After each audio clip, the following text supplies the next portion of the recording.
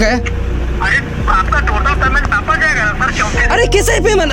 सुबह से तुम हमको ऐसे बोल रहे यार, कितना बोलेगा? अभी आप वहाँ से कीजिए, आप अभी जो मैं QR कोड दी उस पर पेमेंट कीजिए। अरे भाई यार प्लीज पैसा बाउंस कर दो यार, क्यों नहीं समझ रहे? लेकिन इनके साथ एक ऐसा हादसा हुआ कि जिसको सुनकर हमें बहुत दुख भी हुआ और बहुत हंसी भी आया कि जो न्यूज वाला स्टूडियो सबको एक पॉजिटिव खबर देता है, सबको इन सब चीज़ों से बचने का उपाय बताता है, उसके साथ में भी ऐसी घटना हो जाए ये शायद कभी नहीं सोचा होगा।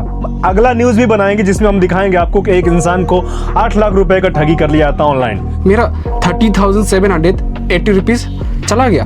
फिर और एक बार बोला कि 11,000 हमको दे के देखो सर ना, तो आपका जितना अमाउंट था वो पूरा वापस आ जाएगा, हमको ऐसे बोला है। तो अभी ऐसा हो गया, मेरा पास तो पैसा नहीं है, अभी हम कहाँ से देगा? तो 1,60,000 जो है वह पर मिनट में करप्शन कर रहा है वो लोग। ऑनलाइन ठग जो है इतने ज़्यादा साथी रहना कि उनको पकड़ना बहुत मुश्किल होता है। दोस्तों नमस्कार, मैं आकाश शुक्ला। मैं इस वक्त अरुणाचल प्रदेश की राजधानी ईटानगर मौजूद हूँ और मैं आपको आज एक ऐसी खबर लेके आया हूँ कि जो शायद आप सुनकर आपके रोंगटे खड़े हो जाएंगे।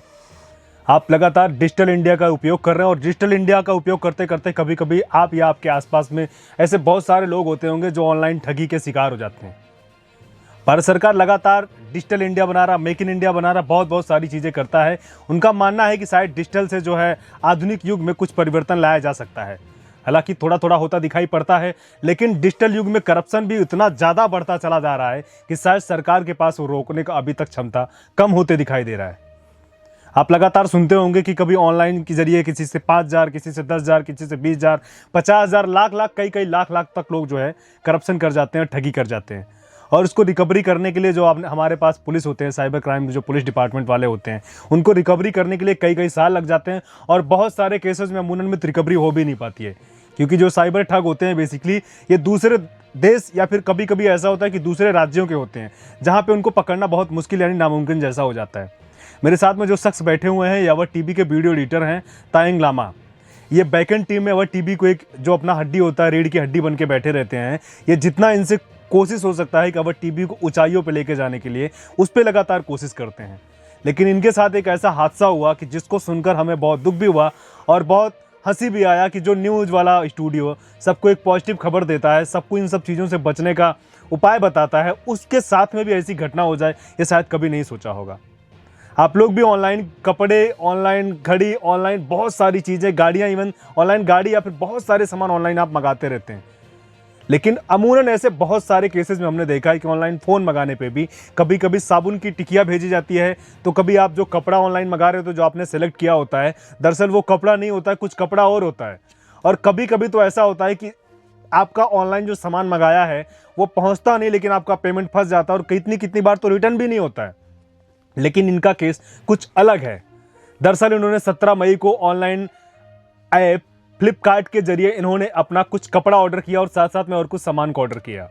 उसको साथ करने के बाद में यहाँ भी कैसे हुआ, दरअसल घटना इस प्रकार हुआ है कि अभी उसका डाटा जो है ना फ्लिपकार्ट की तरह से उधर से कैंसिल कर दिया जाता है। एक पहचान इन्होंने ऑनलाइन कपड़े मंगाए और भी बहुत सारा सामान मंगाया, फ्लिपकार्ट पे इन्होंने बुक किया।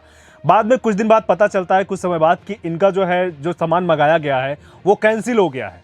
हालांकि कैंसिल उन्होंने नहीं किया था, वो कैंसिल ऑटोमेटिक फ्लिपकार्ट की तरफ से कर दिया गया। उसके बाद फ्लिपकार्ट का कोई आदमी एग्जीक्यूटिव बनकर इनको कॉल करता है और इनके साथ कैसी घटना करेंगे उसके बारे में तो बताएंगे, उसको खुद एक्सप्लेन करेंगे। लेकिन मैं आपको बताऊं, दरअसल अभी आपने कुछ दिन पहले एक आपने न्यूज़ देखा होगा और नहीं देखा होगा तो सुना होगा कभी कभी कि आजकल क्या है कि साइबर क्राइम में जो होता है ना, सबसे बड़ा योगदान वो कुछ कंपनियों का होता है, जो वोडाफोन होता है, एयरटेल या बहुत सारी जो कंपनियां हैं ना, या फिर जो बहुत सारे बड़ी अलग कंपनियां होती हैं, वो कस्टमर का डाटा को बहुत आसानी के साथ में प्रोवाइड कर देते हैं लोगों को। मतलब कि आपका एक्टिविटी, आपका जो भी चीज़ होता रहता है ना, क्योंकि नेट के जरिए पता चल जाता है कि आप क्या कुछ काम कर रहे हैं और बहुत कौड़ियों के दाम, मतलब बहुत सस्ते रेट में एक साथ में पूरा डाटा को दे दिया जाता है।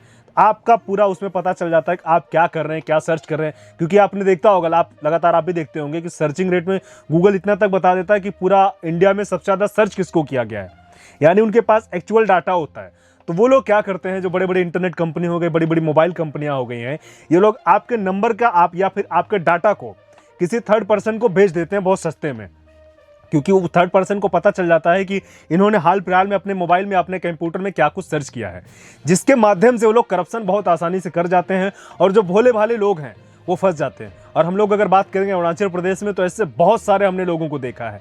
हम अगला न्यूज़ भी बनाएंगे जिसमें हम दिखाएंगे आपको कि एक इंसान को 8 लाख रुपए का ठगी कर लिया था ऑनलाइन, छोटा भाई बड़ा भाई के नाम से।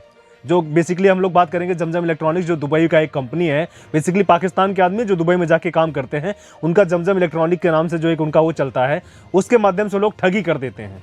लेकिन अभी का जो सिचुएशन है ना, इनका कुछ अलग है। हम इनसे बातचीत करेंगे और पता करेंगे कैसे कैसे हुआ है। लामा, एक बार हमको आप बताओ कि आपके साथ घटना कैसे हुआ और आप अभी तक कितना अमाउंट आपका लॉस हुआ है। आप लोग हम एक शॉर्ट में बता देगा, तो ज़्यादा बात तो लंबा नहीं है। चीज़ ऐसा हुई कि मेरा जो अमाउंट टोटल होगा कुछ 30,780 रुपीज़, और मेरा सामान जो होगा समथिंग 15 जैसे कुछ होगा सामान, जो जहाँ बहुत कुछ ऑर्डर किया था। तो सामान भी ज़्यादा था और अमाउंट भी ज़्यादा था, तो शायद पता नहीं उसका थ्रू से वो लोग हमको सोचा होगा इसका सब में ज़्यादा पैसा होता होगा, तो उसका कारण चलो ऐसे वो कर लेगा। तो हम ऐसे ही बस हम काम कर रहा था, तो बस फ़ोन में जो घंटी वंटी मारा है तो देखा है, तो ऑन करके देखा तो मेरा सब सामान कैंसिल हो गया। तो कैंसिल होने के बाद हमको ओल कवा से कॉल आके बोला कि सर आपका सामान पूरा कैंसिल हो गया है, तो आप अभी रीऑर्डर करिए। तो ऐसे बोलने का अच्छा ठीक है। और ऊपर से वो समय भी मेरा काम बहुत हेडेक चल रहा था, तो वो सबको भी हम ध्यान नहीं दे पाया। आप लोग सोच रहे हो शायद हम बहुत बुड्ढू है, ऐसे कुछ बात नहीं है। चीज़ भी अचानक से होता है ना, तो नहीं पता कब क्या हो सकता है। तो ऐसे हो के हमको स्कैनर भेजा, तो जो मेरा पूरा टोटल अमाउंट का पूरा पैसा था वो लोग पूरा हमको पे कर वापस दे दिया।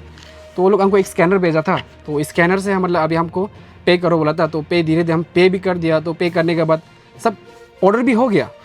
हाँ, तो हमको बोला था कि वो ऐसा कि अभी हम बिलिंग कर रहा है, तो आप सर थोड़ा वेट कर लीजिए। तो उससे फिर हमको रिप्लाई आता है कि सर टेक्निकली थोड़ा इश्यू हो रहा है सर्वर से, तो हमको आप रिपीट से पे कर दीजिए ना। समझ लीजिए कि समथिंग 10,000 था, तो सर आप एक बार 10,000 पे कर दीजिए, आपका जो पहले का दिया वाला पैसा था वो वापस आ जाएगा। तो ऐसे बोला, तो ठीक है हम भी दे दिया, तो मेरा पैसा आ जाएगा उससे। तो देने का बाद वो बोला कि हमको सर अभी भी वही हो रहा है, तो सर और एक बार देख के मतलब दीजिए बोला। तो हम दे दिया वापस। तो फिर ऐसे हो कि मेरा 30,780 रुपीज़ चला गया। फिर और एक बार बोला कि 11,000 हमको देखो सर ना, तो आपका जितना अमाउंट था वो पूरा वापस आ जाएगा, हमको ऐसे बोला। तो अभी ऐसा हो गया, मेरा पास तो पैसा नहीं है, अभी हम कहाँ से देगा। उसका बाद तो इतना झगड़ा हुआ, तब भी वो नहीं इतना, वो भी उसका भी इतना गंदा गाली निकल रहा था ना, हम कैसे बोलेगा। अभी शायद वो वीडियो भी नहीं होता होगा, तो हम एक बार देख के देखेगा, अगर मिलता है बोले से आप लोग को हम एक बार दिखा देगा। तो यही तक हुआ था। उसके बाद हम पुलिस में भी गया, थाना में भी जाके देखा, तो क्राइम ब्रांच वाला में भी जाके देखा था, तो उसमें भी ऐसे रिप्लाई आया कि देख देगा, बस वही बोल रहा है। श्योर तो नहीं है कि अभी मेरा पैसा मिलेगा कि नहीं मिलेगा, बस वो ये कि हम एक अवेयरनेस देना चाहता था। आपको बता दें, भारत में जो है 1 मिनट के अंदर में ऑनलाइन ठगी में 1,60,000 रुपये मतलब कि वो लोग ठगते हैं।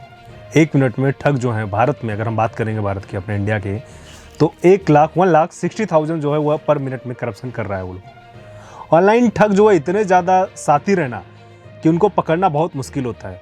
बेसिकली ये लोग, जितने सारे लोग हैं, बांग्लादेशी होते हैं, और अधिकतर तो बांग्लादेशी होते हैं। बहुत सारे देश के लोग भी होते हैं इसमें, नाइजीरिया से भी होते हैं, बांग्लादेश के अमूनन होते हैं। पुलिस बहुत कोशिश करती है, लेकिन इनको पकड़ना बहुत मुश्किल होता रहता है।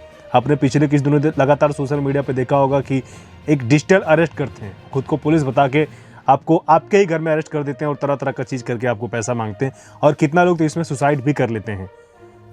सरकार लगातार जो है डिजिटल को मजबूत करने का कोशिश करता है, डिजिटल इंडिया बना रहा है, लेकिन करप्शन कितना हद तक मजबूत हो रहा है, वो करप्शन करने वाले लोग वो अच्छे जानते हैं।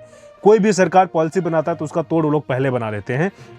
और हम लोग अगर बात करेंगे तो ऑनलाइन जो शॉपिंग होता है, इसमें लोग लालच में आ जाते हैं। मतलब कि लोग ऐसे दिखाते हैं कि आपका जो बाहर मार्केट में 2,000 का चीज़ है, उसको लोग दिखा देते हैं कि हम 500, 1000, 1500 या कभी कभी 200 में दिखा देते हैं। तो लोग क्या होता है, लालच के चक्कर आके उसको खरीद देते हैं, लेकिन अमूनन वो सामान नहीं मिलता है। बेसिकली हमने बहुत बार, हमने खुद भी देखा हुआ, हमने इस्तेमाल किया है कि जो सामान हम लोग चूज करते हैं वो सामान आपको नहीं पहुँचता है, कुछ डिफरेंट पहुँचता है। तो इसीलिए लोग जो है ना हमेशा करते हैं कि छोटा छोटा जो भी सामान होता है, कुछ भी सामान होता है, ज़्यादातर वो दुकान पे जाना ठीक समझते हैं।